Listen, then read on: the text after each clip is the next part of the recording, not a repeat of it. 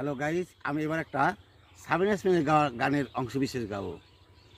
ও হো হো, আহা হা, আহা হা, জানি না সে হৃদয়ে কখন এসেছে, প্রাণীর মাঝে দোলা দিয়েছে, আমারই মন কারে যেন ভালোবেসেছে, আমারই মন কারে যেন ভালোবেসেছে।